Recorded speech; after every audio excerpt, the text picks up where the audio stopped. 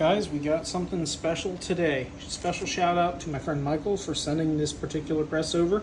This is a Redding Ultramag. I'm not sure exactly which model without doing some more research. But as you guys can see, this press is in need of a little TLC.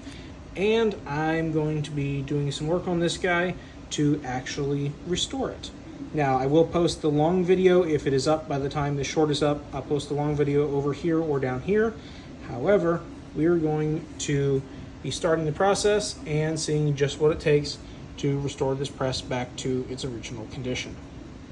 Now, for the first step of this, I'm going to be soaking pretty much everything here except the ball handle in some of this evaporust. And while I'm not a huge fan of ultra safe chemicals, this stuff is highly effective, works really, really well, and will not damage stuff like the nice crackle paint that Redding puts on their presses.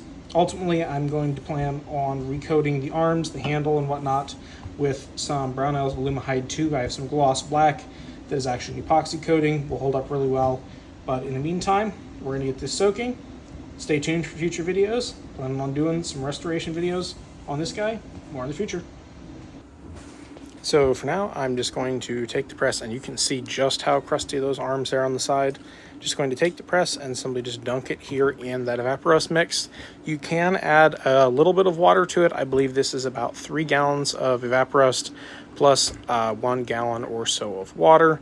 It is perfectly fine to leave it submerged for several days. I think I'm going to check back on this in about 2 days and see how it's doing. Now, for those of you who don't know, the ball handle on the Redding presses, and I believe Dillon's as well, simply just unscrews, and that's going to let me put the full length of, or at least close to the full length of the actual handle under the evaporust. And I'm just backing the threads off there on the retaining nut. I ultimately ended up leaving the threads on because if I put the nut in there by itself, I very well may end up losing it at the bottom and having to go fishing for it later. So that's about all there is to it. Nice and submerged. Catch you guys in future videos.